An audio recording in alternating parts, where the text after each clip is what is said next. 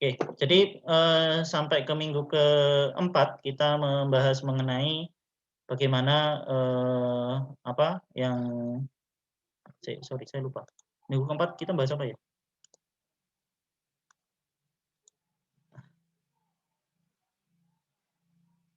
Minggu keempat. Oh, SDLC. Kok SDLC? Oh iya ya SDLC ya, sorry. Heeh. Ya, kemudian minggu terakhir ini kita membahas mengenai bagaimana pengembangan perangkat lunak diuji. Saya stop dulu ini. Sorry. Nah, sehingga dari penjelasan-penjelasan tersebut kita sekarang masuk ke tahap akhir yaitu bagaimana menguji perangkat lunak. Ini juga adalah salah satu hal yang mungkin jarang dibahas ya tentang apalagi di kampus geodesi. Mungkin kalau di geoinformatics ini salah satu yang sering muncul, tapi ya karena kalian di SIG web ya, dan saya harap kalian bukan hanya belajar tentang codingnya, tapi tentang benar-benar bagaimana membuat sebuah aplikasi dan kalian nanti jadi manajer. Kalian bisa membawahi anak buah, misalnya kalian nanti bikin startup lah atau apa gitu. Jadi nggak harus pinter ngoding, gitu. Tapi yang penting kalian juga bisa memanage sebuah tim yang mengembangkan perangkat lunak. Nah ini yang nanti saya coba bahas, saya agak cepatkan saja karena sudah makan waktu setengah jam, tentang pengujian perangkat lunak. Apa itu SQA atau Software Quality Assurance, saya bahas sekilas saja. Kemudian beberapa pengujian kualitas perangkat lunak, jenis-jenisnya ada apa saja, dan nanti saya akan berikan beberapa contoh untuk kalau misalnya kita membuat sebuah WebGIS yang di situ ada data spasial. Nah, kira-kira hal-hal apa saja yang nanti bisa kita optimasi dalam deployment ketika kita memasang WebGIS ini ke sebuah server. Ya, meskipun saya nggak membahas secara detail tentang bagaimana caranya, tapi saya harap kalian mau mencari sendiri. Ya, atau kalau misalnya mau menggali lebih jauh, nanti silakan tanyakan ke saya. Ya, yang pertama tentang software quality. Ini sudah pernah saya bahas sebelumnya di pembahasan mengenai analisis kebutuhan. Dulu saya sampaikan ya bahwa ketika kita membuat software, ya, kita desain sebuah software. Engineer itu mendesain, menghasilkan sesuatu. Ya. Dalam hal ini kita membuat software. Nah, ketika kita membuat software itu kita bukan hanya sekedar membuat kemudian selesai. Ya, sekedar bikin satu bangunan kemudian ya wis, ya. Ternyata bangunannya nggak bisa ditinggali. Nah, sama dengan software ya, ketika kita membuat sebuah software kita juga memastikan bahwa kualitas software tersebut itu bisa dijamin. Nah, kembali saya sampaikan bahwa kemarin di tahun 2014 ya saya sampaikan kita ada 2011 kita ada undang-undang yang membuat kita sekarang diwajibkan untuk menghasilkan suatu produk yang bisa dipastikan kualitasnya. Seandainya kita mengukur kemudian jembatan roboh karena ukuran kita, maka kita bisa dituntut secara hukum. Demikian juga dengan software. Nah, saya sampaikan kemarin ada beberapa kualitas untuk software, ada functionality ya. Apakah fungsi yang diminta oleh software ini sudah cocok apa belum? Klien butuhnya sebuah game. Nah, gamenya bisa melakukan ini. Maka apakah fungsi dari game tersebut sudah tercapai atau belum? Apakah software tersebut efisien? Apakah reliable? Jangan-jangan dikit-dikit error. Ya, apakah usable? Apakah software ini bisa digunakan atau tidak? Ya, dari sekian ribu aplikasi yang ada di Play Store, yang menetap di HP kalian itu ada berapa? Itu bisa dibilang adalah software-software yang memenuhi syarat-syarat ini, memenuhi kualitas ini. Ya, karena usable ya kalian pakai, kalian membutuhkan itu, fungsionalitasnya dapat, nggak sering error ya kan. Kalau kalian dapat download aplikasi di HP kemudian dikit-dikit error, itu pasti kalian hapus. Ngapain ya kan. Kemudian apakah efisien ya, apakah ukurannya kecil misalnya, wong cuma ngambil foto doang, ukuran APK-nya sampai 200 megabyte misalnya. Nah itu hal-hal yang membuat sebuah software itu tidak hanya sekedar bikin. Kalau bikin software semua orang bisa. Ya, semua orang bisa. Sekarang SMK aja belajar geoinformatik, mereka juga belajar ngoding dan seterusnya. Kalau hanya sekedar bikin software orang bisa. Nah, tapi bagaimana menjamin software itu berkualitas? Nah, pertanyaannya adalah bagaimana memastikannya adalah dengan melakukan uji. Sebelum software ini kita rilis, kita masukkan ke Play Store, kita masukkan ke domain, ke server, kita perlu menguji software ini apakah software ini portable, apakah fungsional, ya, apakah usable, jangan-jangan nggak bisa dipakai. Apakah maintainable, apakah nanti bisa saya update atau enggak. Saya bikin software untuk masuk ke apa, sebuah aplikasi misalnya, tapi pakai Borderlands C++, ya nggak akan bisa di-maintain karena Borderlands C++ udah bangkrut. Ngapain kalian belajar Borderlands C++? Ya, kuno, off the record. Nah, jadi apa, kita bisa ajukan sebuah testing itu berdasarkan parameter-parameter ini. Ini yang nanti akan kita uji. Kita menguji portabilitasnya, apakah dia maintainable dan seterusnya. Jadi software testing itu selaras dengan analisis kebutuhan. Kita menganalisis kebutuhannya pengguna seperti ini, maka kita bisa menguji bahwa software ini kualitasnya seperti ini. Ya. Jika analisis jika kebutuhannya itu tercapai atau tidak. Nah, kalau kalian tahu ada satu profesi ya, ada satu profesi yang gajinya besar tapi kerjaannya main game terus. Apa itu? Game tester. Ada profesi yang disebut dengan nama game tester. Ya, profesional game tester. Apa itu? Dia kerjaannya adalah nguji si game atau nguji si software itu ya. Ada nanti namanya software testing club. Jadi yang membernya itu kerjaannya ya gunain software ya sampai hancur, sampai rusak. Dia cari bug-nya di mana. Nah, itu namanya software testing. Sebuah aplikasi ketika jadi, kita serahkan ke tester ini, kemudian si tester ini nyari berbagai macam kemungkinan, berbagai use case, berbagai skenario, nyari bug-bug yang ada di aplikasi ini. Ini namanya testing. Jadi si tester itu kemudian akan menguji ya, berdasarkan nanti kita bahas beberapa tahap pengujiannya, apakah si software itu udah layak digunakan oleh umum atau enggak. Nah, ini yang membedakan antara software yang berkualitas dengan software yang abal-abal. Kita lihat kemarin tadi saya sampaikan di Play Store ya, itu banyak sekali aplikasi ya. Kita nyari tutorial di internet, bikin APK itu banyak, bisa. Tapi kenapa ada aplikasi yang tetap kalian pertahankan di HP kalian? Kenapa nggak di-uninstall? Nah, itu karena ada fungsi yang kalian harapkan di situ. Nah, sebelum sampai ke tangan kalian, sebelum aplikasi tersebut lolos ke Play Store, di situ ada testing. Ya, di situ ada testing, ada pengujian. Kalau kalian pernah buka Google Play Store, di situ biasanya untuk suatu aplikasi kadang-kadang ada registrasi untuk menjadi beta tester. Tahu ya? Kalian mendaftar kemudian menjadi beta tester. Apa itu beta tester ya? Artinya ketika software ini pertama kali dirilis, nanti ada tahapan-tahapan software ya, ada alpha, ada beta. Ya, ketika software ini akan dirilis dalam bentuk beta, ya, dalam bentuk percobaan, kalian mencoba versi beta tersebut. Kemudian kalau kalian nemu error, ya software kalian, HP kalian akan mereport error tersebut ke pembuat aplikasi. Oh, ternyata ada error di sini. Sehingga si pembuat aplikasi bisa membenarkan. Nah, kalian sebenarnya sedang menjadi bagian dari software tester. Nah, ini tahap yang sangat penting dalam pembangunan aplikasi. Nah, sehingga sekarang kita akan coba bahas sedikit tentang software testing. Nah, kemarin kita bahas juga mengenai agile, mengenai siklus software development life cycle. Saya bahas kemarin ada yang disebut dengan nama waterfall. Waterfall itu tahap terakhirnya adalah testing. Sebelum softwarenya dirilis, nanti kita uji dulu, baru kemudian kita lepas ke klien. Kemudian ada namanya model V, yang kemarin saya bilang ini sangat mengandalkan dari testing. Model V itu tiap tahap pembangunan nanti ada testingnya. Unit testing, kemudian ada integrasi, sistem, dan seterusnya.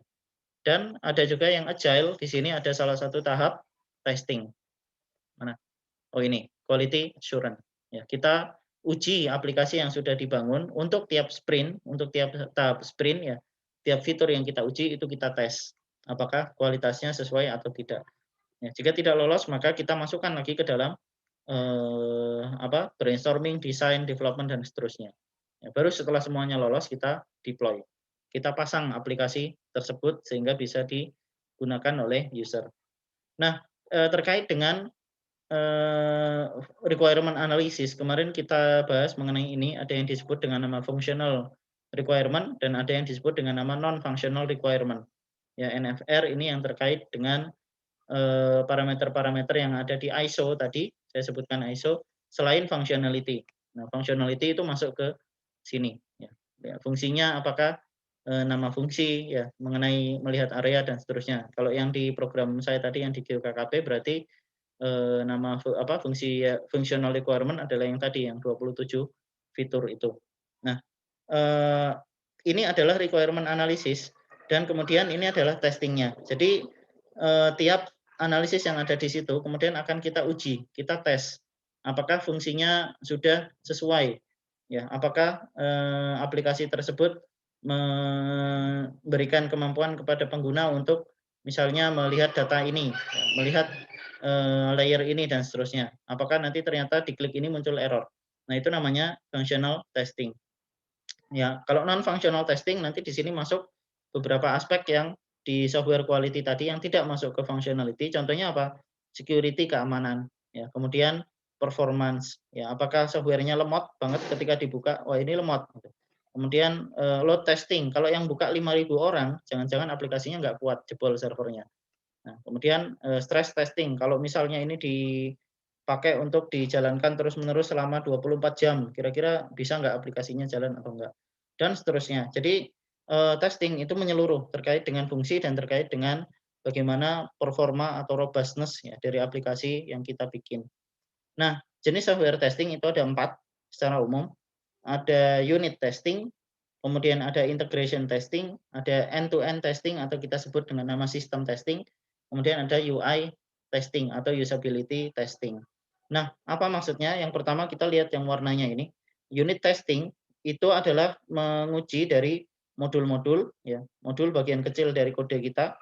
Kemudian integration testing itu modul itu dijadikan satu, kita gabung-gabungkan, ya, kemudian apakah dia bisa berjalan atau enggak. Selanjutnya end to end testing itu kalau kita sudah pasang ke sistem, kita pasang ke server, dia bisa jalan apa enggak. Dan UI testing ini ketika kita uji ke pengguna. Ya, acceptance testing, ya, usability testing, sorry, kita uji ke pengguna.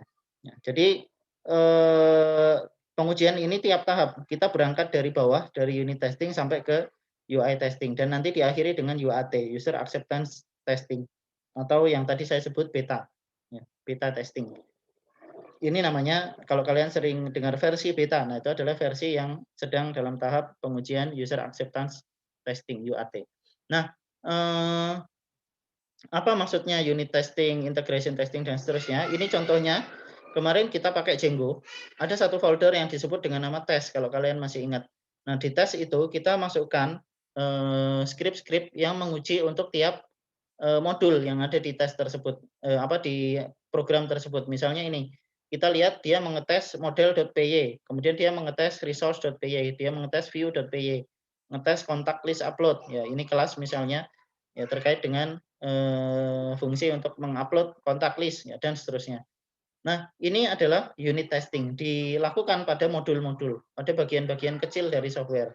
Ya, jadi kayak tadi di Agile yang di dashboard saya misalnya bertanggung jawab untuk fitur yang terkait dengan antarmuka dari plugin yang nanti akan dibikin di GeoKKP ya, bagian ini. Nah, maka itu yang nanti akan dites. Kalau ternyata gagal berarti itu yang nanti diperbaiki. Nah, jadi unit testing ini ada banyak, masing-masing unit itu diuji. Ya, kalau 27 fitur berarti 27 plus anakan-anakannya. Jadi ada sekian ratus fitur yang diuji. Bisa sebanyak itu. Nah, ini namanya unit testing. Kemudian ada namanya integration testing. Jadi kalau tadi hanya ngomongin satu unit, sudah kita uji di unit testing, maka kemudian pengujian ini kita gabungkan modul-modul tersebut yang sudah lolos dari unit testing, kita gabungkan. Misalnya kita bikin modul terkait dengan bagaimana menampilkan data Twitter dari Twitter, kemudian muncul di peta kita di WebGIS. Maka di situ akan ada modul tentang memanggil data Twitter, ada modul tentang mengolah datanya, ada modul tentang menampilkan. Nah, apakah 3 modul ini bisa memanggil bisa secara sukses dijalankan? Ya, apakah sukses dijalankan atau tidak? Maka ini yang disebut dengan nama integration testing. Integrasi, kita gabungkan modul-modulnya. Nah, kemudian ada yang disebut dengan nama sistem testing atau kalau tadi di gambar tadi sebutannya adalah end-to-end testing. Sistem testing itu menguji ketika kita sudah sukses menguji integration testing ya di mesin kita, artinya software tersebut sudah bisa berjalan di mesin kita, di komputer kita. Nah, apakah software ini kemudian kalau kita pasang di server, kita pasang di hosting atau kita berikan domain, apakah dia sudah sesuai dengan sistem tersebut atau belum? kita bikin pakai Windows, kemudian ternyata servernya pakai Linux, nah, bisa nggak? Nah, ini yang kita uji pada sistem testing. Nah, sistem testing ini biasanya yang cukup panjang waktunya. Jadi waktu untuk melakukan sistem testing ini cukup melelahkan karena terkait dengan banyak hal. Ada security, keamanan, ada scalability. Apakah nanti tadi ketika server ini dibombardir dengan user yang banyak, apakah dia kuat apa enggak? Nah, khusus untuk security nanti kalian dengar misalnya ada namanya pen testing. Penetration testing, ya. Uji bagaimana agar hacker itu bisa masuk ke dalam sistem. Kita bikin sistem ternyata ada hacker yang bisa masuk. Nah, artinya masih ada kelemahan di sistem yang kita bikin. Kita bikin misalnya sebuah software yang di situ orang akan login, ya login masuk ke dalam sistem. Kemudian dia bisa digit. Nah, ternyata kok ada hacker yang bisa masuk ya tanpa login sebagai admin, tapi dia akhirnya bisa mendigitasi data baru. Nah, ini artinya kita gagal di sisi sistem testingnya, di security-nya, dan kita perlu mengulang tahap untuk memastikan modul untuk keamanannya berhasil. Nah, ini ada macam-macam terkait dengan sistemnya. Nanti kalau di Android tentu beda lagi. Ya, apakah aplikasinya nanti bisa dijalankan pada Android versi sekian, ya Android versi sekian atau tidak? Nanti kalian bisa tanya Sandi. Kemarin ketika bikin aplikasi itu menargetkan Android versi berapa? Ya, kalau Android yang jadul, apakah masih bisa atau enggak? Nah, ini masuk ke sistem testing. Yang terakhir adalah acceptance testing. Apakah aplikasi yang saya buat diterima oleh pengguna atau tidak? Kita udah bikin software yang sangat canggih, terpasang di sistem bisa menangani sampai 1.000 request sehari misalnya. Sorry, 1.000 kecil, 10.000 request sehari. Nah, ternyata softwarenya sangat canggih, animasinya banyak, 3D segala macam. Begitu diberikan ke pengguna, saya nggak butuh. Nah, jadinya buat apa, ya kan? Nah, sehingga tahap terakhir ini adalah acceptance testing. Ya. Acceptance testing, usability testing. Softwarenya sangat canggih, tapi usernya nggak bisa menggunakan. Ya. Softwarenya sangat canggih, tapi usernya nggak bisa pakai karena menunya sangat banyak dan rumit misalnya. Akhirnya user nggak bisa pakai dan aplikasinya ditinggal. Nah, maka kita lihat sekarang bahwa bikin software itu nggak hanya sekedar bikin kemudian jadi. Ada banyak tahapan yang kalau kalian pengen memastikan bahwa software yang kalian buat bagus ya, dan akan digunakan oleh orang, maka kita bisa mengecek terlebih dahulu ya melalui testing ini apakah software tersebut bisa layak digunakan. Ada pertanyaan sebelum saya lanjutkan? Nah, khusus untuk pengembangan web, nanti ada yang disebut dengan nama front end testing dan back end testing. Front end testing ini sama ya, baik dari front end maupun back end ini ada 4 tahapan tadi. Ya, ada unit test untuk front end, integration test untuk front end to end test untuk front end, sampai accept UI test ya. Ini kalau misalnya website atau aplikasi namanya UI test terkait dengan antarmuka. Nah, ini ada yang disebut dengan nama front end testing. Sama, di back end juga ada unit test, misalnya di back end itu ada modul yang ngurusi basis data, nah modul itu diuji, kemudian ada integration testing sampai ke acceptance testing. Apakah API yang dibuat ini sudah sesuai dengan kebutuhan pengguna. Nah, jadi saya berikan gambaran ya, di tim saya yang mengembangkan QKKP QGIS ini adalah tim front end. Jadi kami nggak ngurusi back end sama sekali. Pokoknya fokus kami adalah ke bagaimana aplikasi ini dikembangkan di QGIS. Ya, QGIS ini bukan server, QGIS aplikasi. Jadi dia front end. Nah, back end-nya dikembangkan oleh tim lain ya, dari konsultan lain. Nah, dua hal ini kita gabungkan ya, kalau dalam sebuah pengujian QGIS nanti web testingnya ini terkait dengan banyak hal yang tadi saya sampaikan di software quality. Jadi ada usability, ada compatibility, ya security dan lain sebagainya terkait dengan web testing. Ya. Apakah WebGIS itu dapat diakses oleh banyak orang sekaligus? Kalau kalian pakai Google Map, ada batasan 5.000 orang sehari kalau nggak salah. 5.000 orang sehari. Kalau proyek kalian masih baru mulai, maka nggak masalah. Tapi kalau nanti udah lumayan terkenal APK-nya, maka kalian harus bayar. Nah, apakah data spasial yang ditampilkan itu sudah sesuai dengan kaidah kartografi? Jangan-jangan di peta saya yang muncul gambar sungai tapi warna sungainya merah, ya, jalan warna biru misalnya. Jadi ini terkait dengan bagaimana produk akhir yang kita bikin itu bisa diterima oleh masyarakat dan itu penting. Nah, di tahap paling akhir sebuah pengembangan nanti ada yang disebut dengan nama UAT, User Acceptance Test.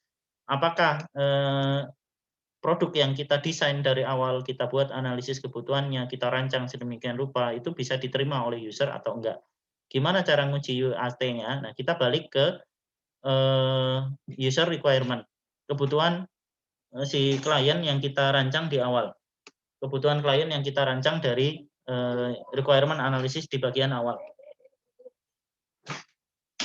Apakah fungsi-fungsi yang sudah kita daftarkan di situ, itu bisa diterima oleh si pengguna, ini udah sesuai atau belum.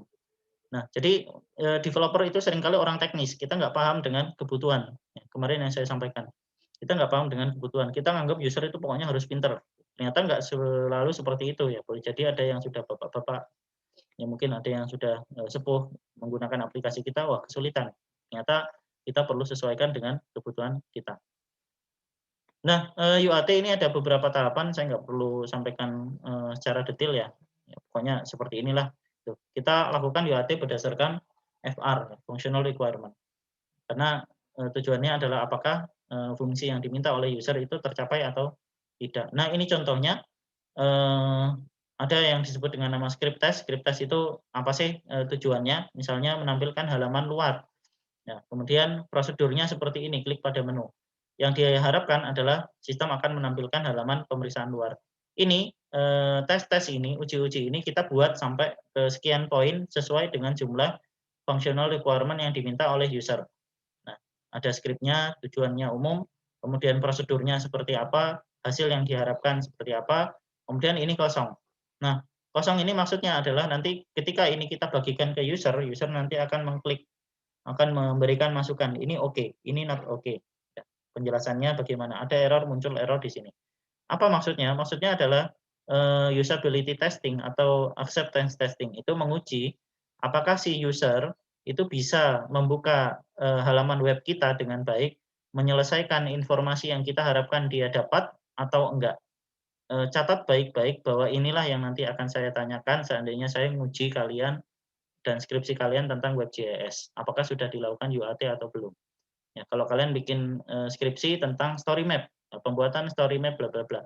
Akan saya tanyakan ya, apakah, user yang menggunakan si, WebGIS kalian ini sudah memperoleh tes ini? Apakah dia berhasil menyelesaikan, tugas yang kalian berikan misalnya? Tugasnya adalah buka halaman ini, kemudian lihat informasi apa yang ada di situ. Apakah user berhasil? Oh ternyata enggak. Kenapa? Karena ketika dibuka ternyata loading-nya lama, user meninggalkan halaman tersebut. Ketika dibuka muncul error.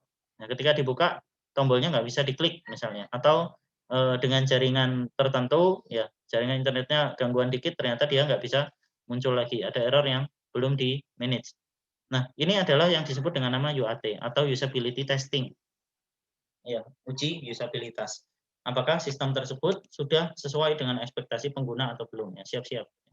Meskipun kemungkinan kalau kalian skripsi bukan saya yang akan menguji. Jadi, ini adalah salah satu hal yang akan sering ditanyakan dalam ujian skripsi tentang WebGIS, ya. Karena kalau WebGIS hanya sekedar bikin gampang, ya, hanya sekedar bikin gampang. Kemarin saya pernah juga menguji kakak angkatan kalian bikin WebGIS seperti ini misalnya. Kemudian saya tanyakan, "Kenapa bangunan warnanya coklat? Ada alasan tertentu?" Ya, nggak ada, ya hanya bikin aja. Ya artinya, ketika ini diuji ke pengguna, sudah kamu tanyakan belum kira-kira penggunanya apakah dia paham itu bangunan atau bukan ya, uji kartografi. Ternyata ketika diberikan ke pengguna, dia mungkin nggak paham, bingung, ini coklat maksudnya dikira lapangan, ternyata bangunan yang sangat besar. Nah, maksudnya seperti itu. Jadi, ini adalah hal-hal yang, eee, barangkali non teknis ya, non teknis tidak terkait dengan coding-nya. Ya, jadi jangan sampai kalian skripsi hanya WebGIS kemudian ngoding doang, ya. Jadi aplikasi semua orang bisa bikin, ya, tapi bagaimana bikin aplikasi yang baik. Karena, sering anggapan mahasiswa itu skripsi WebGIS itu gampang, ternyata ada yang kurang. Nah, kemudian ini, kegiatan yang upload dokumen. Apakah upload dokumen ini berhasil dilakukan atau enggak? Ya, berhasil dilakukan atau enggak. Ini misalnya UAT kemarin saya buatkan, geoportal untuk ESDM. Oh, ternyata ketika mengunggah dokumen ada error-nya, error 500. Wah, berarti error-nya di mana? Nah, artinya UAT-nya belum tercapai. ini pas saya coba di komputer saya bisa, ternyata di server dicoba oleh mereka dengan kondisi tertentu ternyata nggak bisa. Nah ini yang membedakan antara software yang tidak diuji dengan yang diuji.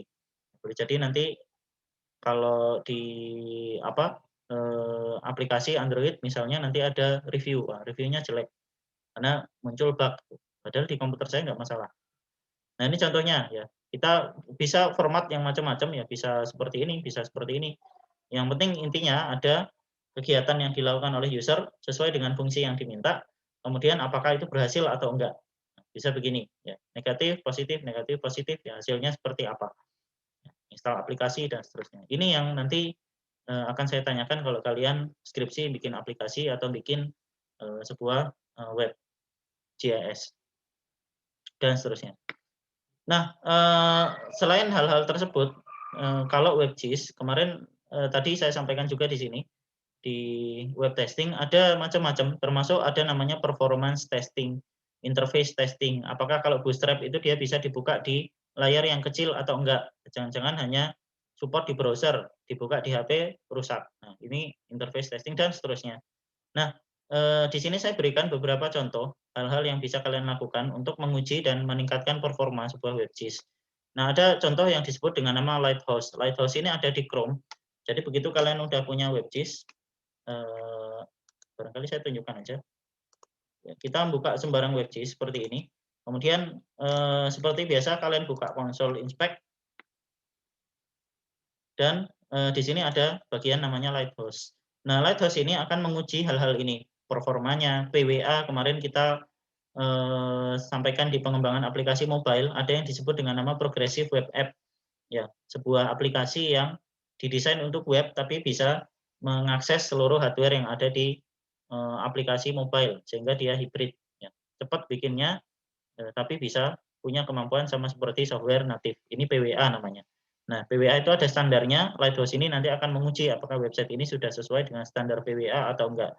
Best practices, apakah misalnya script-script yang tidak digunakan masih dipanggil di website ini atau tidak.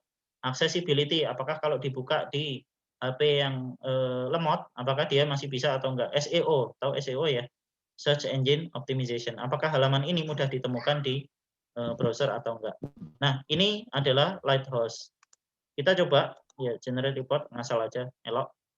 Nah, nanti Lighthouse ini akan menguji poin-poin tadi ya, kemudian dia akan memberikan report atau laporan dan skor ya, skor akhir dari halaman ini. Ya, idealnya di atas 9 itu bagus. Ya, di atas 9 itu nilainya bagus. Kalau kurang dari itu ya berarti ada yang perlu diperbaiki. Nanti dia akan memberikan masukan poin-poin apa yang akan perlu diperbaiki dari website kita. Apakah ini tersedia untuk yang mobile? Ada yang testing seperti ini yang disediakan untuk mobile. Ya, nanti kalian bisa pakai semacam WebView untuk menguji kalau misalnya kalian bikin aplikasi Android. Ya, sebelum saya lanjut ada pertanyaan sambil nunggu hasil audit. Kalau warming up-nya aja lama ini mencurigakan. Ya, anggap aja seperti itu. Kayaknya di sini ada hasilnya, oh enggak ada ya? Enggak ada.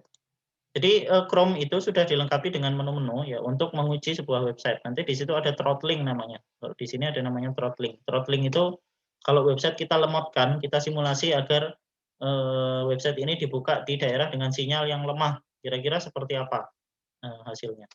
Nah, ini contoh report dari Lighthouse.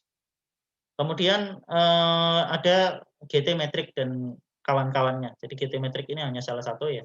Misalnya kita ngecek satu website ini dibuka dari server yang lain, dari server yang lain membuka website kita, itu performanya seperti apa. Nanti di situ juga akan muncul laporan-laporan yang menunjukkan, oh ternyata website kita performanya baik, dia bisa buka oleh user dengan berbagai skenario. Nah, ini contoh-contoh uji performa. Nah, ada beberapa hal yang saya temukan ya selama saya bikin WebGIS. Ketika kita membuat WebGIS ya salah satunya adalah tentu performa. Ya kita perlu memastikan ya bahwa user itu bisa membuka halaman kita dengan mudah. Misalnya kalian bikin WebGIS yang menampilkan citra foto udara, misalnya foto udara, kalian bikin mosaik, ditampilkan sebagai base map di peta kalian. Nah, kesalahan fatal kalau kalian hanya tampilkan dalam bentuk geotiff saja dari OpenLayer atau dari leaflet. Kesalahan fatal. Kenapa? Pasti lemot. Ya. Gimana caranya geotiff sebesar itu di-download ke browser. Nah, maka ada teknik yang disebut dengan nama tiling. Kalau kalian pakai GeoServer, ya, misalnya datanya besar, kemudian kalian perlu menampilkan UEFI mosaik itu dalam peta kalian, maka gunakan GeoServer. GeoServer untuk memecah aplikasi tersebut, memecah si mosaik tersebut menjadi tile-tile kecil, ya, menjadi tiling-tiling kecil sehingga dia bisa dibuka oleh si klien dengan ringan tanpa perlu ada macam-macam proses ya untuk mendownload TIFF yang kalian simpan di server. Ya ini hal yang kecil ya, kelihatannya kecil tapi ini berpengaruh sekali terhadap performa sebuah WebGIS. Nah, kemudian perbandingan waktu muat misalnya kalian kalau kalian pengen membuat sebuah WebGIS yang di situ menampilkan background, misalnya kalian punya data vektor jaringan jalan. Ya, kemudian kalian berikan simbologi. Jaringan jalan ini nggak dipakai untuk analisis, tapi hanya sebagai background saja. Maka jangan dipanggil dalam bentuk GeoJSON, jangan dipanggil dalam bentuk GeoJSON, jangan dipanggil dalam bentuk WFS. Ya, mudah-mudahan kalian masih ingat penjelasan tentang ini. GeoJSON itu apa? Dia dalam bentuk teks ya. WFS dalam bentuk teks juga. Nah, di sini saya sarankan pakai WMS. Kenapa? Karena ternyata untuk memuat JPEG ya dengan ukuran yang kurang lebih sama, ternyata dia jauh lebih cepat karena decoding dan encoding gambar itu lebih mudah di browser dibandingkan dengan decoding dan encoding teks. Nah, untuk ukuran file yang sama, filenya sama-sama 170 KB ya, tapi ini jauh lebih cepat kalau kita menggunakan sebuah gambar. Sehingga dengan logika seperti ini WMS itu lebih cepat dibandingkan kalau kalian menampilkan data dalam bentuk GeoJSON karena GeoJSON-nya kan dipanggil dulu di browser kalian. Sehingga kalau di layer itu nggak dibutuhkan analisis spasial, ya gunakan saja WMS yang sudah pasti ada filingnya dan nanti disimpan dalam bentuk PNG atau JPEG atau apapun format yang kalian pilih di GeoServer-nya. Nah, kemudian ada peningkatan keamanan. Nanti ada yang namanya dari GeoServer itu ada peningkatan keamanan untuk misalnya LDAP. Jadi GeoServer sendiri sudah aman sebenarnya. Kemudian di belakang layar nanti ada basis data, tapi kalian bisa tambahkan server-server yang lain ya, untuk keamanan. Ada juga yang disebut dengan nama saya lupa. Sorry. Ya, ada software yang bisa digunakan untuk menambah keamanan di plugin GeoServer yang fungsinya untuk keamanan. Nah, intinya gini, pada akhirnya ya ketika kita membuat sebuah WebGIS atau website atau aplikasi Android atau apapun yang terkait dengan GIS ya, software yang kita bangun itu akan digunakan oleh user, bukan kita yang bikin. Kecuali kalian bikin buat diri sendiri. Software yang kita bangun itu akan digunakan oleh user. Nah, ketika kita memastikan bahwa si user itu akan bisa menggunakan aplikasi ini, ya kita harus memastikan bahwa si software ini berhasil dideploy atau dipasang di komputer yang digunakan oleh user, di HP yang digunakan oleh user itu dengan baik. Nah, maka kita perlu mengantisipasi ini. Dari requirement analysis sampai pembangunan, sampai perancangan ya, sampai jadi sebuah software, sampai kita testing, sampai pemasangan, semuanya harus berjalan dengan baik. Nah, ini yang membedakan SIGWeb di tahun ini dengan tahun-tahun sebelumnya. Sebelumnya saya nggak pernah menyampaikan tentang ini. Jadi kalau bikin sebuah WebGIS ya hanya bikin aja, leaflet udah jadi. Tapi ada faktor-faktor lain yang sebenarnya lebih pas ya karena kalian S1 ya bukan vokasi atau bukan SMK. Ya, kalian nanti jadi manajer sehingga perlu paham ya apa saja yang perlu dilakukan ketika membuat sebuah software, bukan hanya bagaimana membuatnya. Nah, nanti ada yang disebut dengan nama deployment ya. Deployment ini bagaimana memastikan bahwa si aplikasi yang kita pasang ya, deployment ini pemasangan. Kita pasang di server misalnya, kita udah beli server, kemudian kita pasang di situ bahwa si aplikasi ini akan bisa berjalan dengan lancar. Nah, ini namanya deployment. Nah, ada satu teknologi yang disebut dengan nama Docker, ya, teknologi kontainerisasi. Ya. Kita bungkus aplikasi kita, misalnya ini Django ya, Django, leaflet, OpenLayer, bla bla bla, kita bungkus dengan menggunakan Docker. Silakan nanti cari sendiri, tutorialnya banyak. Baru kemudian Docker ini kita pasang di servernya. Jauh lebih ringan dan memastikan bahwa apa yang berjalan di komputer kita, berjalan di komputer kita itu juga jalan di komputer user. Nah, contoh soal yang bisa saya berikan untuk apa namanya, untuk ujian nanti barangkali seperti ini. Saya berikan satu antarmuka, ini website yang saya bikin, kemudian saya berikan requirement-nya, functional requirement-nya, misalnya kalau untuk antarmuka seperti ini, fungsionalnya adalah buat sebuah formulir di mana user bisa melaporkan kegiatan kejadian pelanggaran tata ruang, ya, pelanggaran tata ruang di Kabupaten Klaten, Kabupaten, di Kabupaten Klaten, apa, kemudian di laporan tersebut mencantumkan lokasi misalnya. Nah, apakah UI dan UX seperti ini sudah sesuai dengan kebutuhan pengguna atau tidak? Apakah ini sudah cukup untuk keperluan pengguna? Apakah tombol seperti ini panjang banget tombolnya di sini, apakah ini sudah sesuai dengan apa, faktor estetika misalnya, mengenai desain, prinsip desain untuk UI dan UX-nya. Apakah kalau mau buka lokasi, klik ini dulu baru nanti terbuka peta misalnya, apakah itu sesuai dengan HP, kalau misalnya ini dibuka di HP dan seterusnya. Jadi kalian buat tabel-tabel seperti tadi ya, UAT ada functional requirement-nya, kemudian prosedur yang harus dilakukan oleh si user, kemudian hasil yang diharapkan, dan kemudian checklist apakah berhasil atau tidak. Itu saja bikin tabelnya. Nah, ini contoh bagaimana UAT itu diterapkan untuk satu halaman WebGIS. Nah, padahal nanti bisa ada halaman-halaman lain yang mungkin lebih kompleks. Nah, saya kira itu untuk penjelasan mengenai software testing. Barangkali ada pertanyaan?